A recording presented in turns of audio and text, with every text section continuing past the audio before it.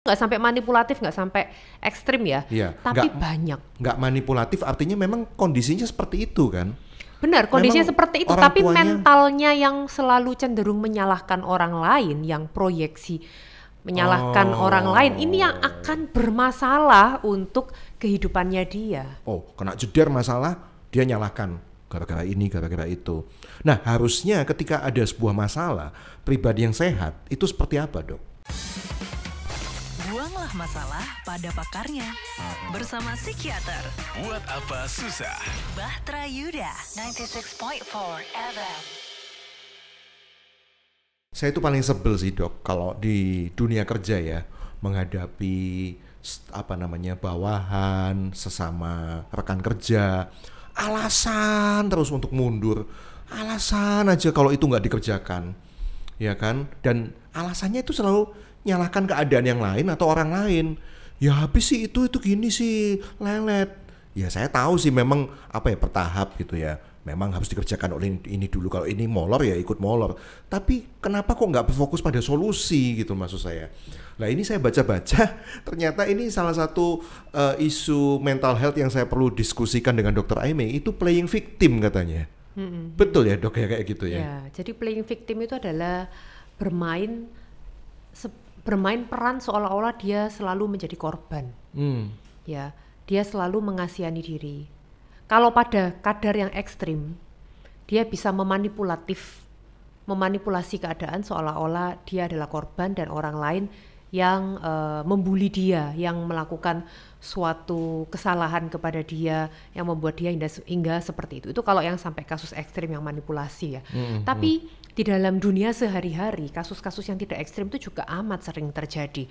Misalnya seseorang yang cenderung menyalahkan orang lain untuk suatu hal yang sebenarnya dia sendiri memiliki andil di dalam hal itu. Misalnya, iya aku ini nggak selesai pekerjaanku karena temanku seperti ini, atau aku ini gagal karena aku dicing sama guruku nggak suka sama aku. Aku ini nggak bisa maju gara-gara orang tuaku nggak support. Ya, aku ini nggak bisa sukses karena aku nggak dimodalin sama orang tuaku untuk bekerja. Banyak loh yang kayak gitu. Itu nggak sampai manipulatif, nggak sampai ekstrim ya, tapi banyak. Nggak manipulatif artinya memang kondisinya seperti itu kan? Benar, kondisinya Memang seperti itu, tapi mentalnya yang selalu cenderung menyalahkan orang lain, yang proyeksi menyalahkan orang lain, ini yang akan bermasalah untuk kehidupannya dia. Dia akan menjadikan itu sebagai suatu alasan yang membuat kondisinya terpuruk, depresi, frustrasi, dan menjadikan alasan bahwa dia nggak bisa sukses karena orang lain. Dan nggak mau disalahkan gitu kan? Ya, padahal sebenarnya hidup ini ya di pundak kita masing-masing. Padahal dia punya andil kan untuk salah itu kan. Kalau udah tahu memang orang tuanya nggak support ya cari jalan lain dong. Gitu loh. Kalau misalnya si temennya, rekan kerjanya yang pendahulu dari bagian pekerjaannya molor ya coba cari solusi lain dong gitu kan gitu ya. Jadi seseorang sudah dikatakan playing victim ketika dia tuh dikit-dikit pokoknya menyalahkan keadaan dan orang lain gitu. Pokoknya dirinya nggak mau disalahkan. Iya. Ini kan kayak Adam dan Hawa ya. Bener gak dok?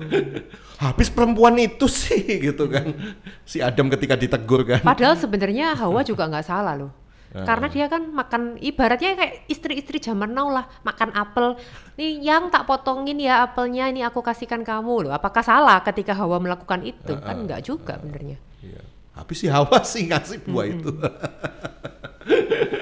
Ya semacam itulah. Nah playing victim ini dipengaruhi oleh apa dok? Seperti beberapa gangguan-gangguan kepribadian, gangguan-gangguan kejiwaan itu kan selalu kalau mau ditelisik itu kan ada unsur masa lalunya gitu. Nah ini apakah seperti itu juga? Belum tentu, kalau ini bukan ke arah masa lalu ya kalau menurut saya. Ini lebih ke arah cara penyelesaian masalah yang kurang tepat. Jadi kecenderungannya dia selalu menyalahkan orang lain. Padahal harusnya kita kan melihat apa sih yang salah dari diriku. Kita introyeksi apa peranku, kenapa kok ini bisa terjadi, apa yang bisa aku ubah. Karena semua itu kan nggak ada asap kalau nggak ada api kan. Nggak mungkin ada suatu kejadian kalau nggak ada penyebabnya. Dan kadang penyebab itu kita juga berperan. Contoh misalnya ya, aku ini seperti ini karena istriku dominan. Padahal mungkin kenapa kok istrinya dominan? Karena mungkin suaminya juga nggak pernah Pasif. pasif, nggak pernah ikut andil, nggak pernah tanggung jawab. Akhirnya mau nggak mau, namanya Istrinya yang turun tangan gitu. Karena kita hidup di dunia ini kan kita selalu mencari keseimbangan, homeostasis. Yang satu tidak bisa memenuhi kebutuhan, maka yang lain akan berusaha mengimbangi. Dalam segala hal, termasuk dalam tubuh kita, termasuk dalam masyarakat kita. Suami tidak bekerja, maka mau nggak mau istrinya bekerja. Ketika istrinya bekerja, mungkin malah kadang beberapa orang malah menyalahkan istrinya. Oh, istrinya dominan, istrinya ngatur suaminya diketekin sama istrinya, kan kadang ada ya gitu, kayak gitu ya. Padahal belum tentu seperti itu. Jangan langsung ngeblame ke istrinya. Kenapa? Kenapa kok cowoknya ini sampai nggak bekerja? Apa yang dia lakukan? Kenapa kok dia nggak sukses? Jangan selalu menyalahkan istrinya. Nah ini padahal di luar si suami dia mulai playing victim dengan cara, iya istriku tuh lo galak, masa saya disuruh cuci-cuci gitu ya dok ya, seperti itu mungkin ya contoh kasusnya kayak gitu. Nah berarti orang yang suka playing victim ini nggak bisa dikasih tanggung jawab berarti ya, kan ujung-ujungnya selalu menyalahkan orang lain kayak gini. Benar. Cenderung biasanya orang-orang yang playing victim itu responsibility-nya kurang, tanggung jawabnya kurang. Lah habis dikasih tanggung jawab nyalakannya ke orang lain, keadaan yang lain gitu. Jadi mekanisme pembelaan ego yang sering terjadi pada orang-orang dengan playing victim, biasanya dia cenderung yang namanya rasionalisasi atau mencari alasan. Aku seperti ini karena ini gitu ya, cenderung selalu mencari alasan. Dan yang kedua cenderung proyeksi atau blaming, menyalahkan orang lain untuk suatu hal yang sebenarnya tanggung jawabnya dari dirinya sendiri. Iya. Nah keluar playing victimnya itu kan kalau kena jeder masalah gitu ya, ini kan nggak sehat. Oh kena jeder masalah dia nyalahkan gara-gara ini gara-gara itu. Nah harusnya ketika ada sebuah masalah, pribadi yang sehat itu seperti apa dok? Pribadi yang sehat ketika ada suatu masalah harusnya dia akan mencari cara penyelesaian masalah yang matur itu dewasa ya. Kalau kayak tadi rasionalisasi dan juga proyeksi itu adalah salah satu cara penyelesaian masalah yang imatur atau tidak dewasa. Gampang sih tapi nggak dewasa ya. Karena nggak menyelesaikan masalah. Nggak menyelesaikan masalah, malah menimbulkan masalah yang baru nantinya kan. Ya, kalau kita pribadi yang dewasa maka sebaiknya kita menganalisis dulu kenapa kok problem ini sampai terjadi. Ya kan? Kemudian setelah kita analisis penyebabnya apa, lalu kita list tuh apa cara-cara penyelesaian yang mungkin untuk bisa dilakukan. Dan dari list cara penyelesaian itu, mana yang paling mungkin untuk dilakukan dengan resiko yang paling kecil. Ya. Dan kalau sudah kita lakukan cara penyelesaian itu dan kita evaluasi. Jadi fokus di solusinya. Jangan sibuk menunjukkan tanganmu ke orang lain siapa yang salah. Iya. Dan satu lagi yang saya mau tanyakan, apakah playing victim ini suka dilakukan oleh orang yang punya otoritas? Nggak selalu ya, mentang-mentang dia punya otoritas misalnya, ya udah salahkan ini aja beres gitu masalahnya. Jadi tidak selalu sih, tergantung orangnya. Tidak selalu ya? Tidak selalu. Kayak kita kalau kita lihat di negara lain ya, Korea ya, kalau sampai ada suatu masalah itu mereka mengambil tanggung jawab dan mereka mundur dari jabatan. Contohnya kemarin waktu saya berkesempatan ke Korea itu yang saya dengar kasus Itaewon ada yang meninggal, ratusan orang meninggal di Halloween Day di Itaewon. Itu kepala polisinya langsung mundur ya, meletakkan jabatan ya. Agak beda kan kalau di Indonesia. Nah ini, makanya ini yang saya mau tanyakan gitu loh dok. Apakah cenderung dilakukan oleh orang-orang yang punya otoritas gitu kan.